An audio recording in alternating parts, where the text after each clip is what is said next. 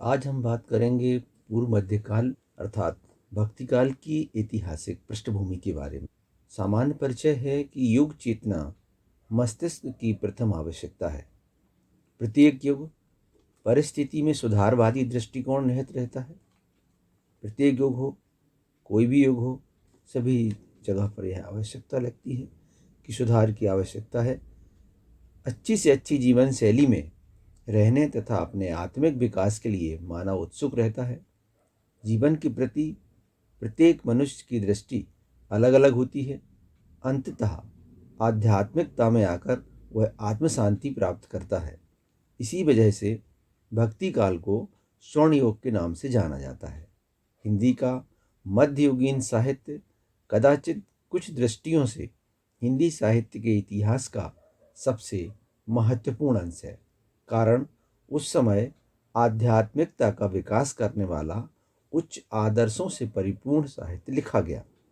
इसमें शासक वर्ग की सहभागिता कम नहीं आंकी जा सकती। आचार्य रामचंद्र शुक्ल ने इतिहास ग्रंथों की परंपरा को सशक्तता से आगे बढ़ाया और भक्ति काल को संवत 1375 से संवत 1700 तक माना। मध्यकाल वह महत्वपूर्ण काल था जब विश्व प्रसिद्ध भक्ति ग्रंथ लिखे गए। पूर्व मध्ययुग राजनैतिक दृष्टि से अस्थिरता का युग था। बाप बेटा, पिता पुत्र के संबंधों में शासन सर्वोपरि था। राजा बनने के लिए मार काट की परंपरा थी। इसके बीच में कौन आता है, यह बात गौण थी। धर्म की स्थिति में लगभग यही था। अनेक संप्रदायों में बटे होने का प्रभाव सभी धर्मों में देखने को मिलता है। ऐसे समय में भक्ति ने ही समन्वय का काम किया और सबको मानवता का पाठ पढ़ाया। जीवन जीना भी दूभर हो चुका था।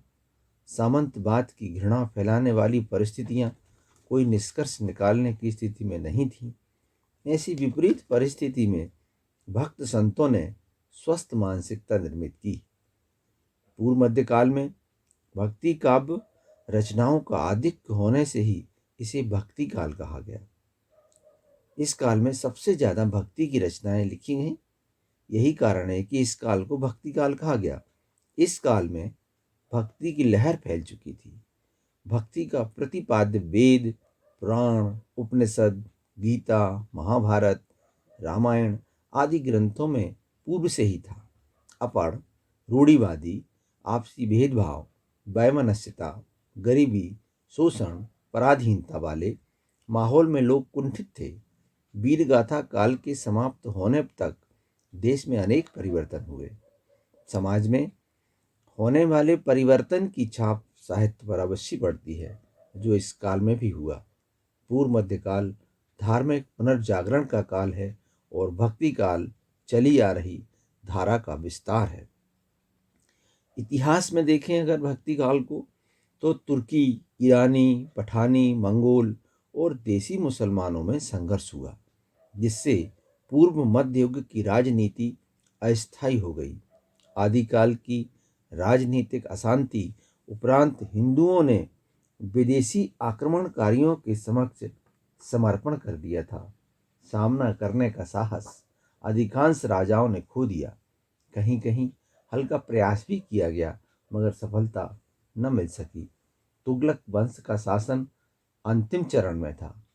इस्लामी राज्यों में कठ मुल्लाओं का प्रभाव बढ़ रहा था। हिंदू धर्म के प्रचार प्रसार पर अंकुश लगने लगा। बहुत अधिक संख्या में लोग मुसलमान बन गए। इसके बाद भी मुसलमानों की संख्या हिंदुओं की अपेक्षा कम थी। अधिकांश निम्न जाति के लोगों ने मुसलमान धर्म कबूला, जिन्हें शासन व्यवस्था में कोई महत्व नहीं मिला और ना ही कोई पद या आदर प्रदान किया। मुसलमानों को मिलने वाली सुविधा से हिंदू वर्ग वंचित था। कुछ सुल्तानों ने धन की लालच व मुस्लिम संप्रदाय की सहानुभूति के लिए हिंदू मंदिरों और मूर्तियों को तोड़ा एवं हिंदुओं पर कर लगाए। हिंदुओं को अधिक दबाव में मुस्लिम नहीं बनाया, बल्कि कहीं कहीं राजनीतिक प्रतिष्ठा के लिए धर्म परिवर्तन की जबरदस्ती हुई। इस काल में राजनीतिक परिस्थितियां बदलती रहीं। तैमूर के आक्रमण के उपरांत तुगलक वंश का पतन हो गया और सैयद वंश के शासक दिल्ली के सुल्तान बने, परंतु उनका शासन पूरे देश में ना होकर सिर्फ दिल्ली तक ही रहा। प्रांतीय शासन पर केंद्र का प्रभुत्व नहीं चल पा रहा था, जिससे वे स्वतंत्र थे। हिंदुओं के बिना प्रांतीय शासन चलाना कठिन कार्य था। इसी कारण एक समय यह स्थिति निर्मित हुई कि हिंदू मुस्लिम शासन का दबाव मानने के लिए बाध्य नहीं थे। इसका परिणाम यह हुआ कि धर्म और संस्कृति के प्रति खुलकर अभिव्यक्ति होने लगी। लोधी सुल्तानों के शासनकाल में केंद्रीय सत्ता कमजोर हो रही। इसके बाद बाबर और हुमायूं युद्ध में अपना ध्यान लगाए रहे। शेर शाह सूरी के समय स्थितियां बदलीं और हिंदुओं को उच्च पदों पर स्थान दिया जाने लगा। मुगल शासक अकबर के पहले तक दिल्ली व आगरा की गद्दी जल्दी जल्दी बदलती रहीं। बाबर के पोते अकबर ने भारत पर एक छत्र शासन किया और इसी समय व्यवस्थित शासन प्रणाली से देश में युद्धों को विराम लगा। जनता ने चैन की सांस ली। राजनैतिक परिवर्तन का सबसे अधिक प्रभाव शहरों व नगरों पर पड़ा। गांव इससे अधिक प्रभावित न हो सके। अकबर, जहांगीर, शाहजहां के शासन में हिंदू उच्च पदों पर आसीन हुए, अतः हिंदू सांस्कृतिक क्षेत्र में भी आने लगे। सिद्ध, नाथ और वैष्णव संप्रदाय खुलकर प्रचार प्रसार करने लगे। मध्यकाल में आंतरिक कलह और युद्ध का वातावरण बना रहा। अब हिंदू मुस्लिम लड़ाई न रह गई थी, बल्कि कहीं कहीं हिंदू हिंदू व मुस्लिम मुस्लिम आपस में ही लड़ाइयाँ किया करते थे। वास्तव में युद्ध का कारण सत्ता और लूट ही था। भारत पर इस्लाम धर्म के प्रचार प्रसार के लिए युद्ध हुए, यही भ्रांति होगी, क्योंकि महमूद गजनवी, महमूद शाम, बाबर आदि शासकों ने भारत पर हमला बादशाहत की ठाठ के लिए किए।